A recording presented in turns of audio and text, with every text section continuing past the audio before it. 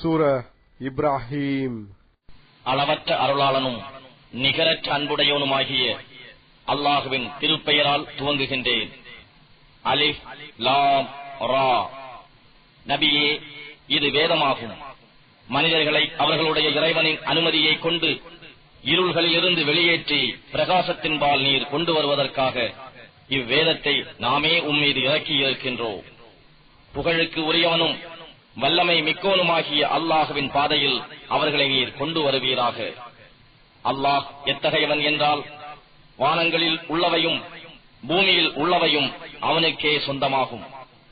இன்னும் இதை நிராகரிப்போருக்கு கடினமான வேதனையினால் பெருங்கேடுதான். இவர்கள் மறுமையை விட இவ்வுலக வாழ்க்கையையே அதிகமாக நேசிக்கிறார்கள். அல்லாஹுவின் வழியை விட்டும் மற்றவர்களையும் தடுக்கின்றார்கள். அதில் கோணலையும் உண்டாக்க விரும்புகிறார்கள். இவர்கள் மிகவும் தூரமான வழிகேட்டிலேயே இருக்கின்றார்கள். ஒவ்வொரு தூதரையும் அவருடைய சமூகத்தாருக்கு அவர் விளக்கி கூறுவதற்காக அவர்களுடைய மொழியிலேயே போதிக்கும்படி நாம் அனுப்பி வைத்தோம். அல்லாஹ் தான் நாடியோரை வழிதவரச் செய்கின்றான், தான் நாடியோருக்கு நேர்வழியையும் காண்பிக்கின்றான். அவன் வல்லமை மிக்கவனாகவும் ஞானமுடையவனாகவும் இருக்கின்றான். நிச்சயமாக நாம் மூசாவை நம்முடைய அத்தாட்சிகளை கொண்டு அனுப்பி வைத்து, நீர் உம்முடைய சமூகத்தினரை இருள்களிலிருந்து வெளியேற்றி பிரகாசத்தின்பால் கொண்டு வாரும். அல்லாஹுவின் கட்டளை கொண்டு நிகழ்ந்த பல சம்பவ நாட்களை அவர்களுக்கு நினைவூட்டும் என்று கட்டளையிட்டோம். நிச்சயமாக இதில் பொறுமையுடையோர், நன்றி செலுத்துவோர் எல்லோருக்கும் படிப்பினைகள் இருக்கின்றன. மூசா தம் சமூகத்தாரிடம், ஃபிரௌனுடைய கூட்டத்தாரிடம் இருந்து அல்லாஹ் உங்களை காப்பாற்றிய போது அல்லாஹ் உங்களுக்கு புரிந்த அருட்கொடையை நினைத்து பாருங்கள். அவர்களோ உங்களை கொடிய வேதனையால் துன்புறுத்தியதுடன் உங்களுடைய ஆண் குழந்தைகளை அறுத்து கொலை செய்தும் உங்கள் பெண் மக்களை மட்டும் உயிருடன் விட்டுக் கொண்டும் இருந்தார்கள். இதில் உங்கள் இறைவனிடம் இருந்து உங்களுக்கு மகத்தான சோதனை ஏற்பட்டு இருந்தது என்று கூறினார். இதற்காக எனக்கு நீங்கள் நன்றி செலுத்தினால் உங்களுக்கு நிச்சயமாக நான் என் அருளை அதிகமாக்குவேன். அவ்வாறில்லாது நீங்கள் மாறு செய்தீர்களானால் நிச்சயமாக என்னுடைய வேதனை மிக கடுமையானதாக இருக்கும் என்று அறிக்கையிட்டதையும் நினைவு கூறுங்கள். மேலும் தம் சமூகத்தாரிடம், நீங்களும் பூமியில் உள்ள அனைவரும் சேர்ந்து மாறு செய்த போதிலும் அவனுக்கு யாதொரு நஷ்டமும் ஏற்படாது. நிச்சயமாக அல்லாஹ் தேவையற்றோனும் புகழுடையோனுமாக இருக்கின்றான் என்றும் கூறினார். உங்களுக்கு முன் சென்று போன நூஹ், ஆத், சமூது போன்ற சமூகத்தாரின் செய்திகளும் அவர்களுக்கு பின் வந்தவர்களுடைய செய்திகளும் உங்களுக்கு வரவில்லையா? அவர்களை அல்லாஹ்வை தவிர வேறு எவரும் அறியார். அவர்களிடத்தில் அல்லாஹ் அனுப்பி அவர்களுடைய இறை தூதர்கள் தெளிவான அத்தாட்சிகளை கொண்டு வந்தார்கள். அப்போது அவர்களுடைய கைகளை அவர்களுடைய வாய்களின் பக்கம் தட்டிவிட்டு, நீங்கள் எதை கொண்டு அனுப்பப்பட்டிருக்கின்றீர்களோ அத்தூதை நிச்சயமாக நாங்கள் நிராகரிக்கின்றோம். அன்றியும் நீங்கள் எங்களை எதன்பால் அழைக்கிறீர்களோ அதை பற்றியும் நாங்கள் பெரும் சந்தேகத்தில் இருக்கிறோம் என்று கூறினார்கள். அதற்கு இறைவன் அனுப்பிய அவர்களுடைய தூதர்கள், வானங்களையும் பூமியையும் படைத்த அல்லாஹ்வை பற்றியா உங்களுக்கு சந்தேகம்? அவன் உங்களுடைய பாவங்களை மன்னிப்பதற்காக உங்களை அழைக்கின்றான். அத்துடன் ஒரு குறிப்பிட்ட தவணை வரை உங்களுக்கு உலகில் அவகாசம் அளிக்கின்றான் என்று கூறினார்கள். அப்போது அவர்கள், நீங்கள் எங்களைப் போன்ற மனிதர்களை அன்றி வேறு இல்லை. எங்களுடைய மூதாதையர்கள் வணங்கிக் கொண்டிருந்தவற்றை விட்டும் எங்களை தடுக்கவா நீங்கள் விரும்புகிறீர்கள்? அப்படியானால் எங்களுக்கு தெளிவான ஆதாரங்களை கொண்டு வாருங்கள் என கூறினார்கள். அதற்கு அவர்களிடம் வந்த தூதர்கள் அவர்களை நோக்கி, நாங்கள் உங்களைப் போன்ற மனிதர்களை அல்லாமல் வேறில்லை. எனினும் அல்லாஹ் தன் அடியார்களில் தான் நாடியவர் மீது அருள் புரிகிறான். அல்லாஹுவின் அனுமதியின்றி நாங்கள் உங்களுக்கு எந்த ஓர் ஆதாரத்தையும் கொண்டு வருவதற்கு இல்லை. இன்னும் உறுதியாக நம்பிக்கை கொண்டோர் எல்லாம் அல்லாஹுவின் மீதே உறுதியாக நம்பிக்கை வைக்கட்டும் என்று கூறினார்கள். அல்லாஹுவின் மீதே நாங்கள் உறுதியான நம்பிக்கை கொள்ளாமல் இருக்க எங்களுக்கு என்ன நேர்ந்தது? நிச்சயமாக அவன்தான் எங்களுடைய வழிகளையும் எங்களுக்கு நிச்சயமாக நேர்படுத்தி காட்டினான். நீங்கள் எங்களுக்கு கொடுக்கும் துன்பத்தை நிச்சயமாக பொறுத்துக் கொள்வோம். உறுதியாக நம்பிக்கை வைப்போர் அல்லாஹுவின் மீதே உறுதியாக நம்பிக்கை வைக்கட்டும் என்றும் கூறினார்கள். நிராகரிப்பவர்கள் அவர்களுடைய தூதர்களை நோக்கி, நிச்சயமாக நாங்கள் உங்களை எங்கள் பூமியில் இருந்து வெளியேற்றி விடுவோம், அல்லது நீங்கள் எங்கள் மார்க்கத்திற்கு திரும்பிவிட வேண்டும் என்று கூறினார்கள். அப்போது நிச்சயமாக நாம் இந்த அநியாயக்காரர்களை அழித்து விடுவோம் என்றும், நிச்சயமாக நாம் உங்களை அவர்களுக்கு பின் இப்பூமியில் குடியேற்றுவோம், இது என் முன்னால் விசாரணைக்காக நிற்பதை அஞ்சியும் என் எச்சரிக்கையை அஞ்சி நடப்பவருக்கும் சன்மானம் ஆகும் என்றும் வஹி மூலம் அவர்களுடைய இறைவன் அவர்களுக்கு அறிவித்தார். ஆகவே அத்தூதுவர்கள் அல்லாஹ்வின் உதவியை நாடினார்கள். ஆனால் பிடிவாதக்கார வம்பன் ஒவ்வொருவனும் ஏமாற்றமடைந்தான். அவனுக்கு முன்னால் நரகம்தான் இருக்கிறது. இன்னும் அவனுக்கு துர்நாற்றமுள்ள ஷீழ் நீரே குடிக்க கொடுக்கப்படும். அதை அவன் சிரமத்தோடு சிறிது சிறிதாக விழுங்குவான். எனினும் அது அவன் தொண்டையில் எளிதில் இறங்காது. ஒவ்வொரு திசையிலிருந்தும் அவனுக்கு மரணம் வந்து கொண்டிருக்கும். எனினும் அவன் இறந்து விடுபவனும் அல்லன். அன்றியும் அவன் முன்னே மிக கொடிய வேதனையும் உண்டு. எவர்கள் தங்களுடைய ரப்பை இரட்சகனை நிராகரிக்கிறார்களோ அவர்களுக்கு உதாரணமாவது அவர்களுடைய செயல்கள் சாம்பல் போன்றவை. புயற்காற்று கடினமாக வீசும் நாளில் அச்சாம்பலை இலேசாக்கி காற்று அடித்துக் கொண்டு போய்விட்டது. அவ்வாறே தாங்கள் சம்பாதித்த பொருள்களில் எதன் மீதும் அவர்களுக்கு அதிகாரம் இராது. இதுவே வெகு தூரமான வழிகேடாகும். நிச்சயமாக அல்லாஹ் வானங்களையும் பூமியையும் உண்மையை கொண்டே படைத்திருக்கின்றான் என்பதை நீ பார்க்கவில்லையா? அவன் நாடினால் உங்களை போக்கிவிட்டு புதியதொரு படைப்பை கொண்டு வருவான். இன்னும் இது அல்லாஹுவுக்கு கடினமானதும் அல்ல. அன்றியும் அனைவரும் வெளிப்பட்டு மறுமை நாளில் அல்லாஹுவின் சமூகத்தில் நிற்பார்கள். அப்போது இவ்வுலகில் பலவீனமாக இருந்தவர்கள் இவ்வுலகில் பெருமையடித்துக் கொண்டிருந்தவர்களை நோக்கி, நிச்சயமாக நாங்கள் உலகில் உங்களை பின்தொடர்பவர்களாக இருந்தோம். இப்போது நீங்கள் அல்லாஹ் வழங்க இருக்கும் வேதனையிலிருந்து எதையேனும் எங்களை விட்டு நீங்கள் தடுக்க முடியுமா என்று கேட்பார்கள். அதற்கு அவர்கள், அல்லாஹ் எங்களுக்கு ஏதாவது வழியை காட்டினால் நாங்கள் அவ்வழியை உங்களுக்கு காட்டுவோம். தப்பிக்க வழியே இன்றி வேதனையை அஞ்சி நாம் பதறி கலங்கினாலும் அல்லது பொறுமையாக இருந்தாலும் நமக்கு ஒன்றுதான், வேறு புகலிடமே நமக்கு இல்லையே என்று கை சேதப்பட்டு கூறுவார்கள். மறுமையில் இவர்கள் பற்றி தீர்ப்பு கூறப்பெற்றதும் ஷைத்தான் இவர்களை நோக்கி, நிச்சயமாக அல்லாஹ் உங்களுக்கு உண்மையான வாக்குறுதியையே வாக்களித்திருந்தான். நானும் உங்களுக்கு வாக்களித்திருந்தேன்.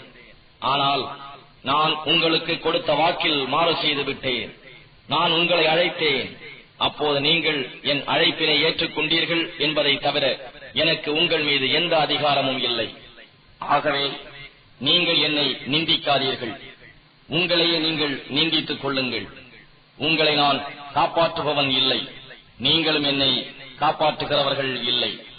நீங்கள் முன்னால் என்னை அல்லாஹுவுக்கு இணையாக்கிக் கொண்டிருந்ததையும் நிச்சயமாக நான் நிராகரித்து விட்டேன். நிச்சயமாக அக்கிரமக்காரர்களுக்கு நோவினை மிக்க வேதனைதான் உண்டு என்று கூறுவான். இன்னும் எவர் ஈமான் கொண்டு நற்கர்மங்கள் செய்கிறார்களோ அவர்கள் சுவனவதிகளில் புகுத்தப் பெறுவார்கள். அவற்றின் கீழே ஆறுகள் ஓடிக்கொண்டிருக்கும். தங்கள் ரப்புடைய அனுமதியை கொண்டு அவர்கள் என்றென்றும் அவற்றில் தங்கியிருப்பார்கள். அங்கு அவர்களுடைய காணிக்கையாவது சலாமும் சாந்தியும் சமாதானமும் உண்டாகுக என்பதாகும்.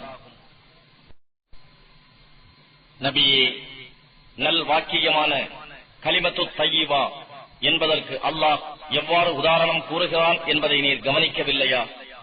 அது மனம் மிக்க ஒரு நன்மரத்தை போன்றது.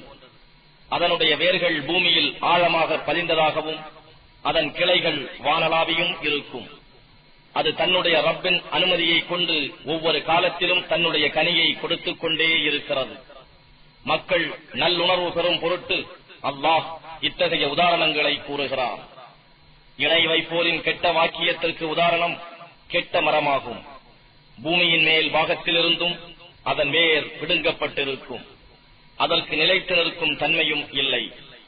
எவர்கள் உறுதியான வார்த்தையை கொண்டு ஈமான் கொள்கிறார்களோ அவர்களை அல்லாஹ் இவ்வுலக வாழ்க்கையிலும் மறுமையிலும் உறுதியாக இருக்கச் செய்கின்றான். இன்னும் அநியாயக்காரர்களை அல்லாஹ் வழிதவரச் செய்து விடுகிறான். மேலும் அல்லாஹ் தான் எதை நாடுகின்றானோ அதை செய்கின்றான். அல்லாஹுவின் அருட்கொடைகளை நேமத்துகளை தம் குஃபரை கொண்டு மாற்றி தங்கள் கூட்டத்தாரையும் அழிவு வீட்டில் நுழையும்படி செய்தவர்களை நபியே நீர் பார்க்கவில்லையா? அந்த அழிவு வீடான நரகத்தை அவர்கள் வந்தடைவார்கள். இன்னும் அது தங்கும் இடங்களில் மிகவும் கெட்டதாகும். மேலும் அவர்கள் அல்லாஹுவின் பாதையிலிருந்து மக்களை வழிகெடுப்பதற்காக பொய் தெய்வங்களை அவனுக்கு இணையாக்குகின்றனர். நபியே, அவர்களை நோக்கி நீர் இவ்வுலகில் சிறிது காலம் சுகம் அனுபவித்துக் கொள்ளுங்கள், நிச்சயமாக நீங்கள் இறுதியாக சேருமிடம் நரகம்தான் என்று கூறிவிடும். ஈமான் கொண்ட என் அடியார்களிடம் நபியே, நீர் கொடுக்கல் வாங்கலும் நட்பும் இல்லாத இறுதி நாள் வருவதற்கு முன்னதாகவே அவர்கள் தொழுகையை முறையாக கடைபிடித்து ஒழுகவும், நாம் அவர்களுக்கு அளித்தவற்றிலிருந்து இரகசியமாகவும் பகிரங்கமாகவும் தான தர்மங்களில் செலவு செய்யவும் என்று கூறுவீராக. அல்லாஹ் எத்தகையவன் என்றால், அவன்தான் வானங்களையும் பூமியையும் படைத்து வானத்திலிருந்து மழையையும் பொழியச் செய்து அதைக் கொண்டு கனிவர்க்கங்களையும் உங்களுக்கு ஆகாரமாக வெளிப்படுத்தி தன் கட்டளையினால் கடலில் செல்லுமாறு கப்பலை உங்களுக்கு வசப்படுத்தி கொடுத்தும் ஆறுகளையும் உங்களுக்கு வசப்படுத்தி தந்தான். தவறாமல் தம் வழிகளில் ஒழுங்காக செல்லுமாறு சூரியனையும் சந்திரனையும் அவனே உங்களுக்கு வசப்படுத்தி தந்தான். மேலும் அவனே இரவையும் பகலையும் உங்களுக்கு வசப்படுத்தி தந்தான். இவை அன்றி நீங்கள் அவனிடம் கேட்ட யாவற்றிலும் இருந்தும் அவன் உங்களுக்கு கொடுத்தான். அல்லாஹுவின் அருட்கொடைகளை நீங்கள் கணிப்பீர்களாயின் அவற்றை நீங்கள் எண்ணி முடியாது. நிச்சயமாக மனிதன் மிக்க அநியாயக்காரனாகவும் மிக்க நன்றி கெட்டவனாகவும் இருக்கின்றான். நினைவு கூறுங்கள், இப்ராஹிம், இறைவனே, இந்த ஊரை மக்காவை சமாதானமுள்ளதாய் அச்சம் தீர்ந்ததாய் ஆக்குவாயாக. என்னையும் என் மக்களையும் சிலைகளை நாங்கள் வணங்குவதிலிருந்து காப்பாற்றுவாயாக என்று இப்ராஹிம் கூறியதை நபியே நீர் அவர்களுக்கு நினைவு கூறும். நிச்சயமாக இவை சிலைகள் மக்களில் அநேகரை வழிகெடுத்து விட்டன. எனவே எவர் என்னை பின்பற்றுகிறாரோ அவர் என்னை சேர்ந்தவராவர், எவர் எனக்கு மாறு செய்கிறாரோ அவர் என்னை சார்ந்தவர் இல்லை என்றாலும் நிச்சயமாக மன்னிப்பவனாகவும் மிக்க கருணை உடையவனாகவும் இருக்கின்றாய். எங்கள் இறைவனே, நிச்சயமாக நான் என் சந்ததியாரிலிருந்தும் சங்கையான உன் வீட்டின் கஅபாவின் அருகே விவசாயம் இல்லாத இப்பள்ளத்தாக்கில் எங்கள் இறைவனே தொழுகையை அவர்கள் நிலைநிறுத்தாட்டுவதற்காக குடியேற்றி இருக்கின்றேன். எனவே மக்களில் ஒரு தொகையினரில் இதயங்கள் அவர்களில் வாழ் சாய்ந்து அவர்களை கனிவுடன் நோக்கும்படி செய்வாயாக. இன்னும் அவர்கள் நன்றி செலுத்தும் பொருட்டு கனிவர்க்கங்களிலிருந்து அவர்களுக்கு நீ ஆகாரமும் அளிப்பாயாக. எங்கள் இறைவனே, நாங்கள் மறைத்து வைத்திருப்பதையும் நாங்கள் பகிரங்கப்படுத்துவதையும் நிச்சயமாக நீ அறிகிறாய். இன்னும் பூமியிலோ மேலும் வானத்திலோ உள்ள எந்த பொருளும் அல்லாஹுவுக்கு மறைந்ததாக இல்லை. எல்லா புகழும் அல்லாஹுவுக்கே உரியது. அவனே என்னுடைய முதுமையில் இஸ்மாயிலையும் இஸ்ஹாக்கையும் புதல்வர்களாக எனக்கு அளித்தான். நிச்சயமாக என் இறைவன் பிரார்த்தனையை கேட்பவன். ரப்பே, தொழுகையை நிலைநிறுத்துவோராக என்னையும் என்னுடைய சந்ததியில் நின்றுள்ளோரையும் ஆக்குவாயாக. எங்கள் ரப்பே, என்னுடைய பிரார்த்தனையையும் ஏற்றுக்கொள்வாயாக. எங்கள் இறைவா, என்னையும் என் பெற்றோர்களையும் மோமீன்களையும் கேள்வி கணக்கு கேட்கும் மறுமை நாளில் மன்னிப்பாயாக என்று பிரார்த்தித்தார். மேலும் அக்கிரமக்காரர்கள் செய்து கொண்டிருப்பதை பற்றி அல்லாஹ் பராமுகமாக இருக்கிறான் என்று நபியே நீர் நிச்சயமாக எண்ண வேண்டாம். அவர்களுக்கு தண்டனையை தாமதப்படுத்துவதெல்லாம் கண்கள் விரைத்து பார்த்துக் கொண்டே இருக்கும் அந்த மறுமை நாளுக்காகத்தான். அந்நாளில் தங்களுடைய சிரங்களை எப்பக்கமும் பாராமல் நிமிர்த்தியவர்களாகவும் விரைந்து ஓடுபவர்களாகவும் அவர்கள் இருப்பார்கள். நிலை குத்திய அவர்களின் பார்வை அவர்கள் பக்கம் திரும்பாது. இன்னும் அவர்களுடைய இருதயங்கள் திடுக்கம் கொண்டு சூன்யமாக இருக்கும். எனவே வேதனை தரும் அந்த நாள் வருவதை பற்றி நபியே நீர் மக்களுக்கு அச்சமூட்டி எச்சரிக்கை செய்வீராக. அப்போது அநியாயம் செய்தவர்கள், எங்கள் இறைவனே, எங்களுக்கு சற்றே அவகாசம் கொடுப்பாயாக.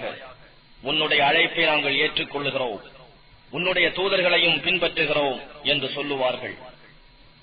அதற்கு இறைவன், உங்களுக்கு முடிவே இல்லை என்று இதற்கு முன்னர் நீங்கள் சத்தியம் செய்து கொண்டிருக்கவில்லையா என்றும், அன்றியும் தமக்கு தாமே தீங்கிழைத்துக் கொண்டார்களே, அவர்கள் வாழ்விடங்களில் நீங்களும் வசித்தீர்கள். அவர்களை நாம் என்ன செய்தோம் என்பதும் உங்களுக்கு தெளிவாக்கப்பட்டது. இன்னும் நாம் உங்களுக்கு பல முன் உதாரணங்களையும் எடுத்துக் காட்டியிருக்கிறோம் என்றும் இறைவன் கூறுவான். எனினும் அவர்கள் தங்கள் சூழ்ச்சிகளை செய்து கொண்டே இருந்தனர். அவர்களுடைய சூழ்ச்சிகள் மலைகளை பெயர்த்துவிடக்கூடியவையாக இருந்த போதிலும் அவர்களின் சூழ்ச்சிக்கு உரிய தண்டனை அல்லாஹ்விடம் இருக்கிறது.